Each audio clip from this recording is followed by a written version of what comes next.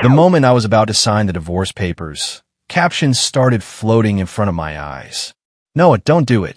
She only lost the baby you both wanted for 8 years to protect you. She's suffering. She can't bear to see you hurt. The caption screamed with urgency. Anna's about to cry. She may seem to dote on him, but her heart has always been yours. This is tragic. I stared at the words, then at her, the woman who let the whole world crucify me to protect her lover. I was frozen. She had spent 3 consecutive hours in bed with another man. And that man wasn't me. After the scandal broke, my wife, Anna Miller, faced a nationwide backlash. They called her a traitor, building up a nobody while destroying her own husband. It was only then that she seemed to remember I existed. "Where is he?" she asked her agent, a confused look on her face. The agent looked back, equally bewildered. "Noah sent the divorce papers days ago and left the agency. Don't you remember?" It was then she supposedly realized that after her on-set accident and subsequent amnesia, she had diverted all her resources to Ethan Cole and had the agency blacklist me. But before the amnesia, Anna had been crazy about me. She'd given up a scholarship to study abroad just to be with me, fought my critics online, and championed my career. Now, she stood by silently as Ethan provoked and humiliated me.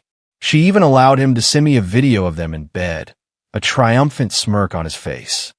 "She's satisfied with me now," his message read. "Time for you to retire, old man." I watched the video over and over, a self-destructive ritual, each viewing a new knife in my heart. Even my family couldn't watch my torment any longer, begging me to just sign the papers. That's when the captions flooded my vision again. "Don't divorce her. You're the one she cares about most. She can't stand to see you suffer. Noah, open your eyes. She's still wearing your wedding ring. She has her reasons. What possible reason could she have to sleep with Ethan Cole?" I thought this was the worst of the torture. I was wrong. When I wrapped a commercial shoot overseas and flew all night to get home, Anna didn't even look up. She just grabbed my collar, her voice flat. "It's my ovulation day. Let's get this over with. Don't waste time." It was that time of the month again, our perfunctory marital duty. She clearly enjoyed it, but the moment it was over, she shoved me away without a word and walked into the bathroom. "She's just pretending to be cold. She actually loves him," a caption floated by. Poor Anna, having to personally get rid of the baby they waited 8 years for, all to protect Noah. Protect me by getting rid of her child. Before I could process the twisted logic, a cry of pain came from the bathroom. I burst in to find Anna curled on the floor, her face pale, a pool of blood spreading beneath her. She knew she was pregnant, never said a word, and still made me sleep with her. Then she takes a pill in the bathroom. "Even if you don't remember me, how could you kill our child?" I screamed. Anna ignored my hysteria, pushing me away with all her strength. "We shouldn't have a child. I only want Ethan's baby." I stumbled back, looking at a woman I no longer recognized. "I'm your husband, Anna. You're going to regret this." Her voice was iron. "Never." Even then, I couldn't just leave her there. I picked her up and rushed to the hospital. After hearing the doctor's report, I leaned against the wall, gasping for air. In the hospital room, Anna, thinking I had left, made a phone call. "I know faking amnesia will hurt Noah," she said, "but Ethan saved my life on set. I owe him. To grant his wish, I'll be his girlfriend for a month. When this is over, I'll make it up to Noah. He loves me so much, he'll understand." My world narrowed to a pinpoint. My heart felt like it had been pierced. So that was the reason the captions were always talking about. Her profound justification was to play house with Ethan Cole.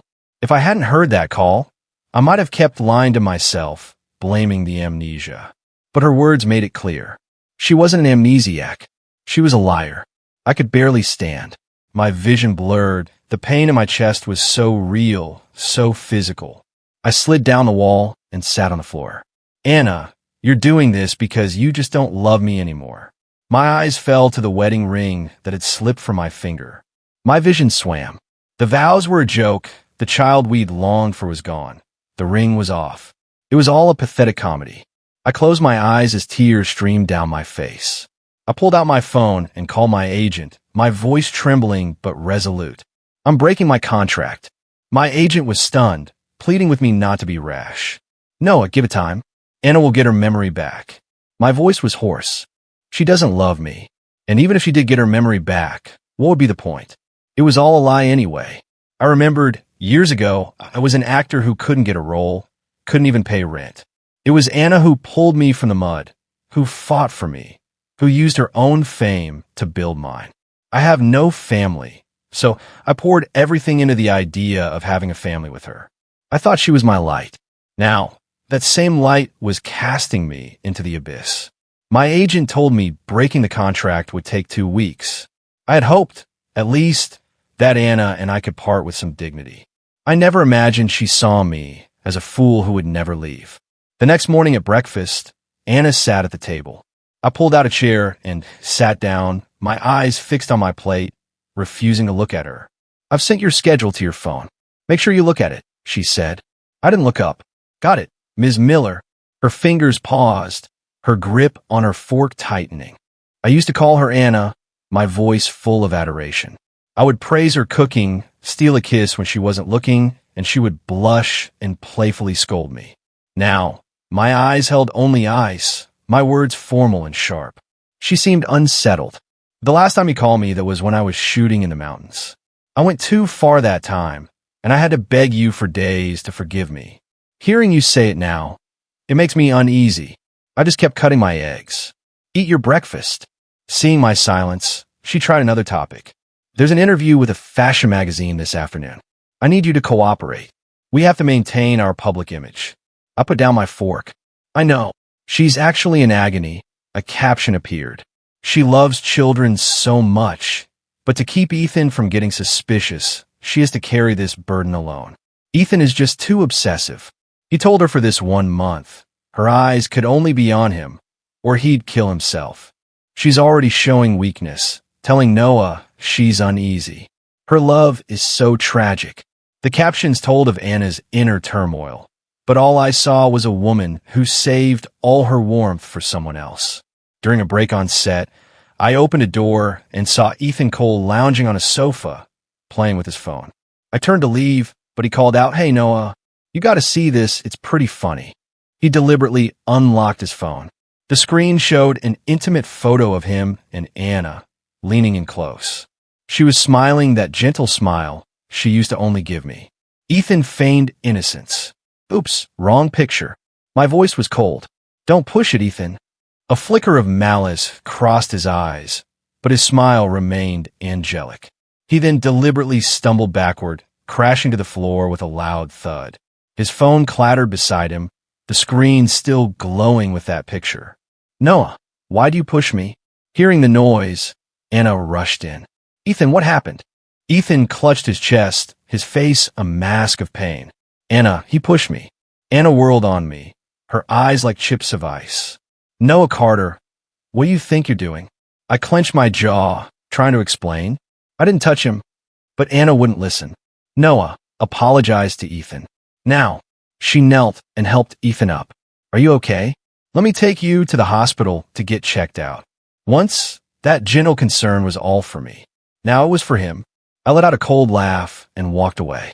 I was done explaining, done watching this sick play. "Don't go, Noah. She has you in her heart. She's being forced to do this." A caption flashed. "Her eyes are red. She almost ran after you."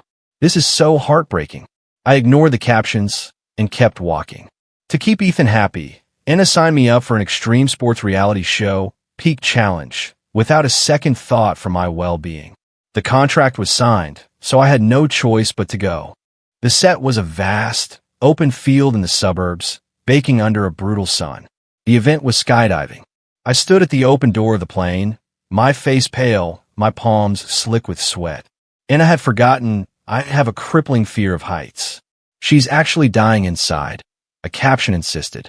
"She's terrified Ethan will see how much she cares, so she has to act indifferent." Please don't misunderstand, Noah. She didn't forget your acrophobia. She checked all the safety equipment herself, meticulously. Another one popped up. "She's about to break down. She's so worried." I glanced at Anna, off camera. She was comforting Ethan, telling him not to be scared. I managed a weak smile.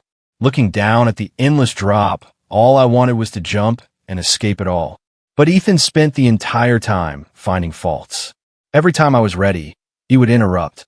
First, he complained the color of the harness was wrong and made them change it to his favorite blue. Second, he claimed the wind direction was off and would ruin the shot, forcing the director to wait another 10 minutes. Then he wanted to recheck the equipment. Then he was thirsty. Every time I psyched myself up to jump, he found a new reason to stop me, as if he was deliberately torturing me. My first attempt was a failure. I ended up dangling awkwardly in midair. Ethan sneered from the ground. Looks like the A-lister skills are a little rusty. Huh, Anna? Anna stood by, watching coldly, not saying a word in my defense.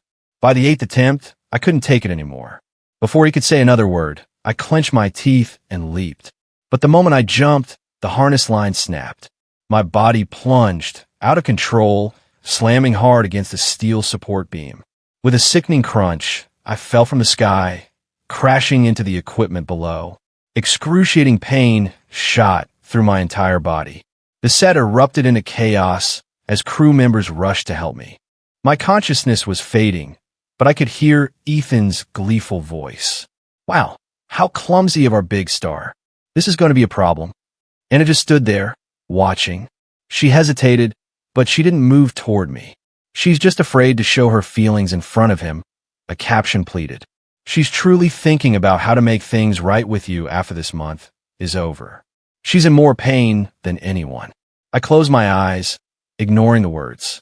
The warmth in my heart grew cold as the blood drained from my body. In the hospital, I lay in bed. The door opened, and Anna walked in with Ethan. Noah, we heard you were hurt. We came to see you, Ethan said, his smile dripping with hypocrisy. My gaze was frigid. I don't need you to. Anna stood beside him, her voice a threat. Your performance this time was a huge disappointment, Noah. The show suffered massive losses because of you. You will be held responsible. My heart sank. Anna, is profit the only thing you see? Ethan seized the opportunity to add fuel to the fire. He's right, Anna. The guy's too fragile. Can't even handle a reality show.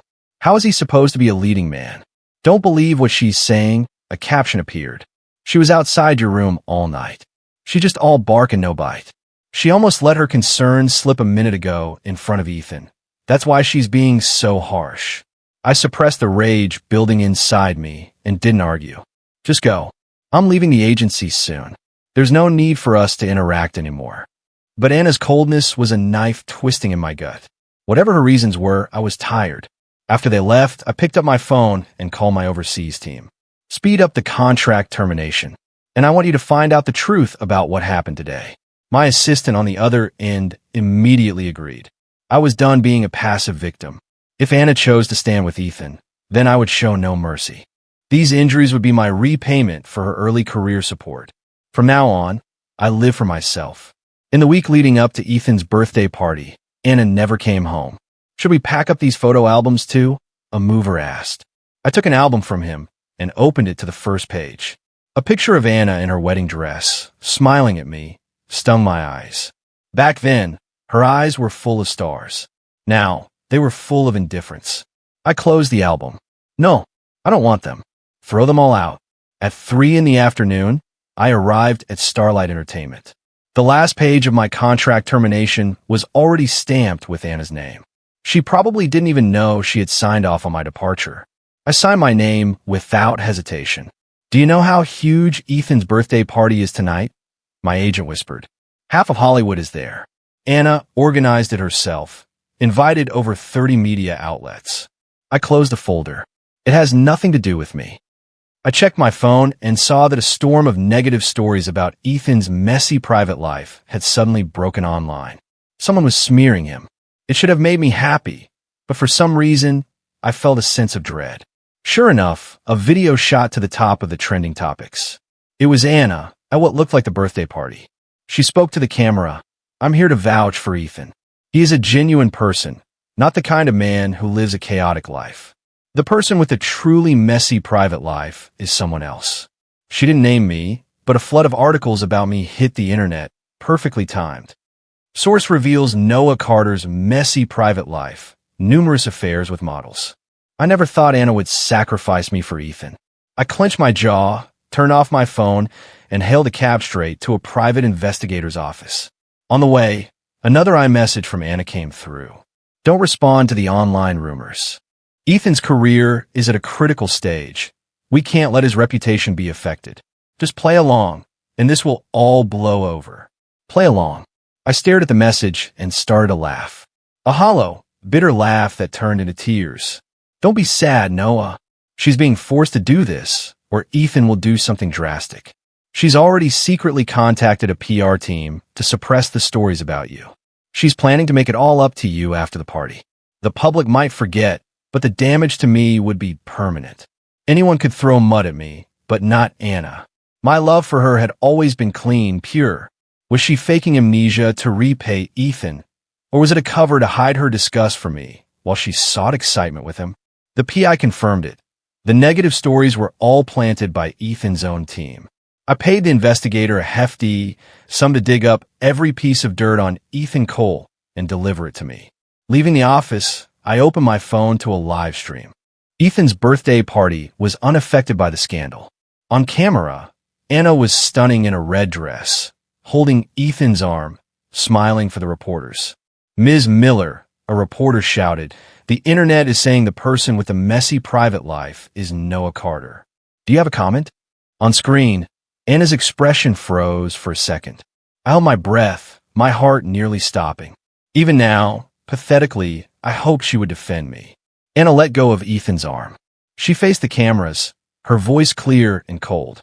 Regarding my husband, all I can say is that I will be divorcing him. The room erupted. Cameras flashed wildly. Ethan stood beside her, a triumphant smirk he couldn't hide. My phone slipped from my hand. Not just breaking a contract. Divorce. Noah, calm down. She's planning to clear your name after she recovers her memory. I ignored the caption, no longer believing a single word. This was the woman I had loved for 10 years. This was her reason. Fine. I would give her what she wanted. I bent down, picked up my phone, logged into Twitter, and typed, word by word, Anna Miller is having an affair with Ethan Cole. I will be seeking a divorce through legal channels. 10 years of our lives end today. As for the online rumors, I will pursue legal action to the fullest extent. I will not be silenced. Anna stood in the spotlight of Ethan's birthday party, her smile flawless, but a knot of anxiety tightened in her stomach. She had just publicly accused Noah of having a messy private life, even tacitly confirming the fabricated rumors of affairs and domestic abuse. Once spoken, those words could never be taken back. But Noah hadn't replied to her message. He must have seen it. Was he angry? She clutched her phone, her fingertips trembling. Ethan wrapped an arm around her waist, whispering in her ear, "You were amazing just now, Anna." Anna forced a smile, but her heart felt like it was being crushed by a stone. It's okay, she told herself. After tonight, she would go to Noah and explain everything. He would understand. He loved her so much, he would have to forgive her. But the party ended, and Noah still hadn't replied. His phone was off. He wasn't reading her iMessages. Even his agent couldn't reach him. Panic finally set in. "Anna, you need to see what's trending," her assistant said, rushing over. Anna frowned and opened Twitter. The #1 trending topic was hashtag Noah Carter announces divorce, hashtag Anna Miller cheats with Ethan Cole. Her hand froze, as if struck by lightning. Noah's fans were not to be trifled with. The moment the hashtag appeared, they buried Anna and Ethan in an avalanche of hate. Anna's face went white.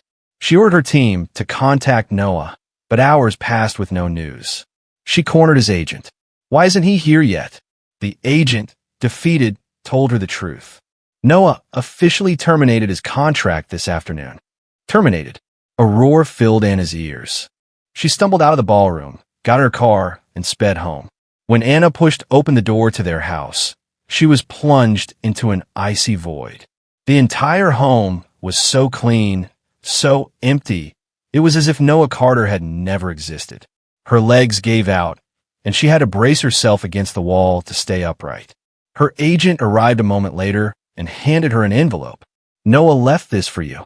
Anna's fingers trembled as she opened it. Inside was a single sheet of paper. Anna, stop pretending. I know you're not an amnesiac. You were willing to give up our child for this charade. I'm done playing this game with you. From now on, we are even. The tears finally fell. He knew all along. She thought back over the past month to Noah's quiet endurance, his silence, the pain in his eyes. He had been waiting for her to come back to him. And what had she done? She had pushed him further and further away. Anna frantically dialed Noah's number, but the only response was a cold, automated voice. The number you have dialed is no longer in service. She finally understood. Noah wasn't bluffing. Anna collapsed onto the floor, consumed by regret. Even then, she was only sorry she got caught. She thought if Noah hadn't found out, she could have kept up the act, and they could have gone back to how things were. After all, he loved her so much. After hanging up with my agent, I blocked both of them. The captions showed me Anna's thoughts, insisting she loved me. I just found it laughable. I had no intention of turning back. Love doesn't mean she didn't destroy me. A week later, a small indie film called Metamorphosis premiered. No one expected the film, which had almost zero promotion, to break 100 million at the box office on its first day. The reviews were explosive. Critics raved, audiences went for second viewings, and social media was buzzing. Who is this director? The cinematography is genius. The script is solid. The acting is phenomenal. This is the dark horse of the year. I heard the director is some mysterious powerhouse. Even the actors never saw his face. The mystery was solved at the premiere. The lights dimmed, and a line of text slowly appeared on the giant screen. Director, screenwriter, lead actor, Noah Carter. The theater erupted. I stood on the stage, looking out at the sea of shocked faces, feeling a strange sense of calm. 3 years ago, I started preparing for this film behind Anna's back. We had just won Best Actor and Best Actress at the same award show. She had leaned against me and said, "Noah, when we celebrate our 10th anniversary, let's make a movie together, okay? Just the two of us. You direct, and I'll be the star." I kissed the top of her head and said, "Deal." But I never told her I was already writing it. The female lead was based on her. Resilient, dazzling, like an inextinguishable flame. I had planned to give her the finished film as our anniversary gift. A pity some people don't deserve such gifts. The flashing cameras were blinding. I loosened my tie and pulled a document from my suit jacket. Regarding the recent slander campaign, I have officially filed a lawsuit. My voice echoed through the hall. The screen lit up, displaying the legal notice in huge letters. On it were the names Anna Miller and Ethan Cole. I heard a collective gasp from the audience. In my peripheral vision, a figure in a baseball cap shot to their feet. It was Anna. She came after all. I moved my gaze away, my face a mask. The reporter's questions came like bullets.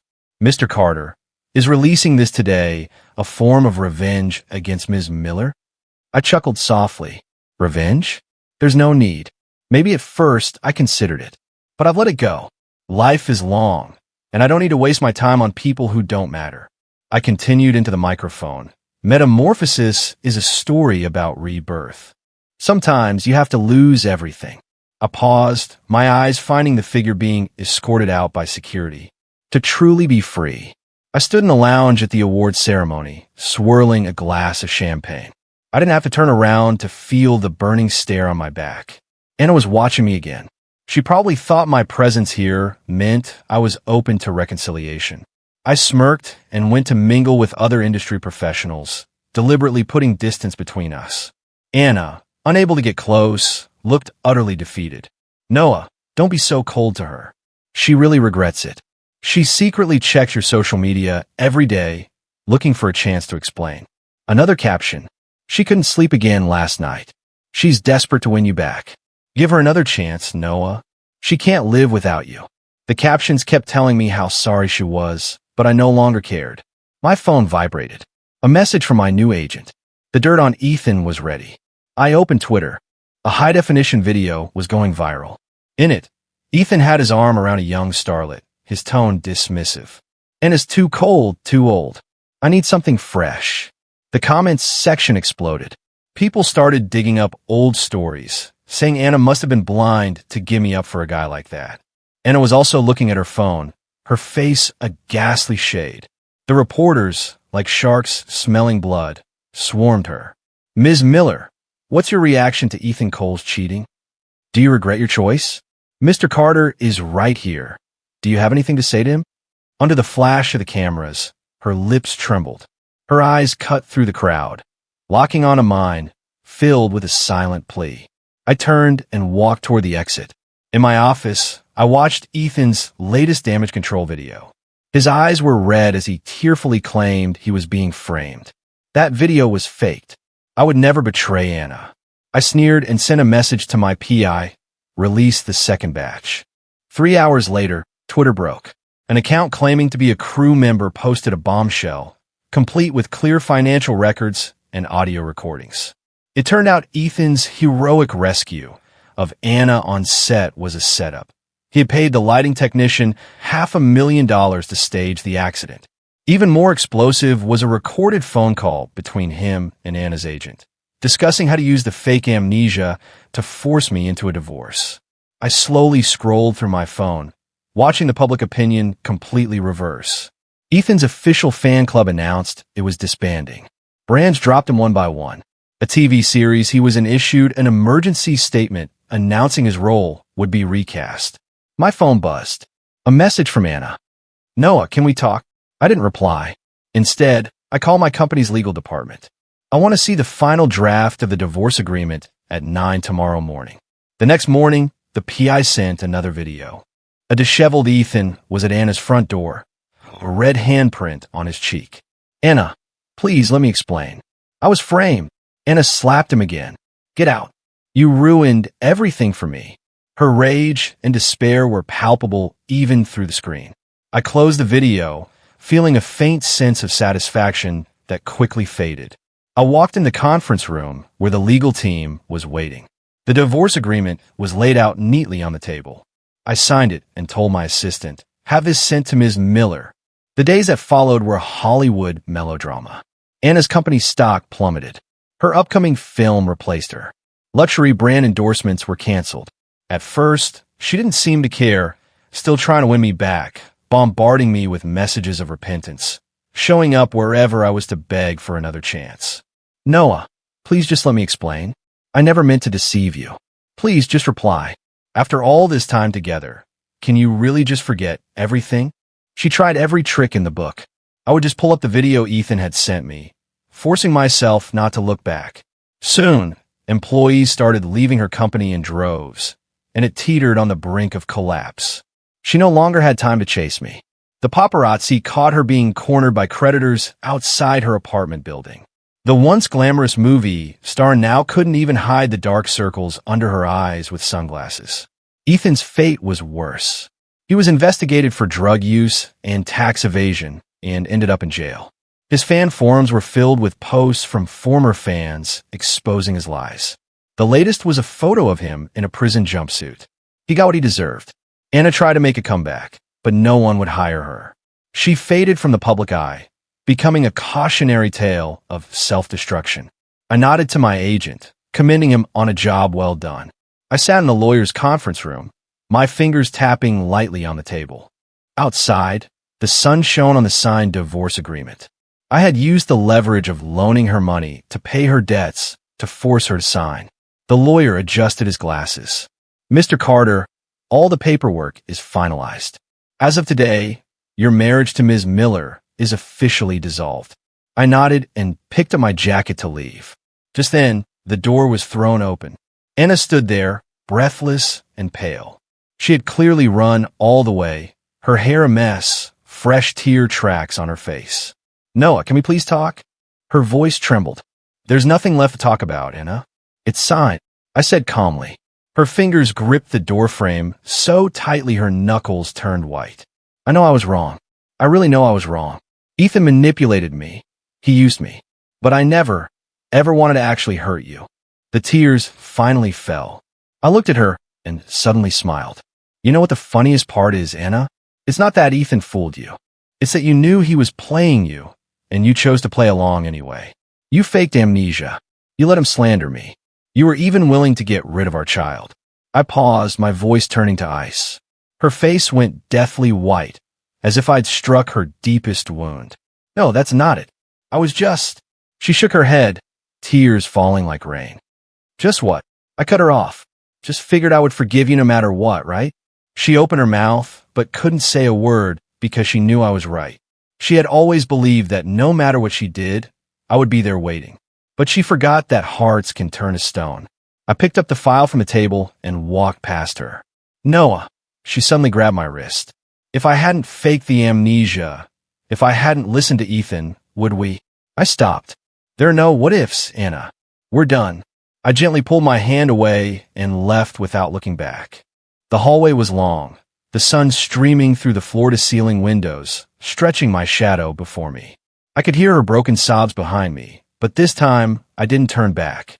And just then, I noticed the captions that had been floating in my vision were fading, disappearing before my eyes. I suddenly understood. They were never the commentary of some omniscient audience. They were a manifestation of Anna.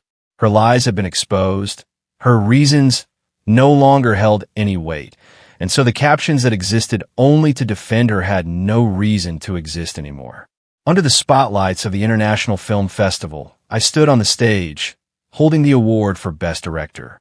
The trophy's weight felt surreal, taking me back 10 years to the night I won my first award for Best Newcomer. The audience was packed, thousands of expectant eyes on me, cameras flashing, freezing this moment in time. Thank you to my team, and to everyone who supported Metamorphosis. My voice was clear and strong, echoing through the auditorium. I paused, my gaze sweeping over the faces, some familiar, some strange. And thank you to those who gave me a new life. The words came out calmly, as if I were commenting on the weather. Thunderous applause followed, seeming to last forever. I knew the live broadcast was being seen around the world. Maybe she was watching from some corner, but I no longer wondered if she was crying or if she remembered the promise we once made. Those feelings had long since eroded with time. Last month, I had my assistant anonymously pay off all of Anna's debts. It wasn't out of some lingering affection. It was simply the most dignified end I could give to a love I once cherished. The transfer receipt was my final word on our past. Backstage, my assistant handed me 3 new scripts. I sat on the sofa in my dressing room, reading them carefully, finally choosing the most challenging one, a suspense thriller. When the producers asked about my terms, I didn't hesitate. I want producer credit. The moment I said it, I felt a long-lost sense of control. I had once been content to be the man behind Anna Miller, supporting her from the sidelines. I admired her, and I learned from her. I learned about ambition. Now, I wanted to see what the view was like from the very top. On the first day of shooting the new film, we hit a snag. The lead actress called in sick, and the entire production ground to a halt. The script supervisor was frantically making calls, the director's face growing darker by the minute. I sat in front of the monitor, my eyes drifting over to a slight figure in the background. She was an extra with only one line, but she was holding her script, practicing over and over. I noticed her script was covered in notes. She had even marked out her blocking with a highlighter. It reminded me of myself when I was just starting out, cherishing every single opportunity. Change the lead. Let her audition, I said to the director. He looked at me, stunned. But the studio... I'm a studio, I interrupted calmly. Let her try. The newcomer, an actress named Sophie, blew everyone away in her audition. Her performance was clean, sharp, with none of the hesitation of a rookie. Her eyes, especially, shone with a defiant strength that reminded me so much of myself, all those years ago, quietly observing and learning on set. After the shoot, she stood before me nervously, twisting the hem of her shirt. Mr. Carter, thank you for this opportunity. I'll work even harder. Her voice trembled slightly, but her gaze was firm. I looked into her bright eyes and smiled. Don't thank me. Opportunity is always for those who are prepared. As I said it, I saw a reflection of myself from 10 years ago, standing before Anna, making a grateful promise. Just like that young man running errands on set all those years ago, whose life was illuminated by a single ray of light. And now, time had come full circle, and I had become the one who could give others that chance. The realization brought a strange, wonderful sense of completion, as if fate had drawn a perfect circle. Walking off the set, the setting sun cast my shadow long before me. My new chapter was just beginning. The old wounds had become the soil for my growth, and a wider world was waiting for me to explore.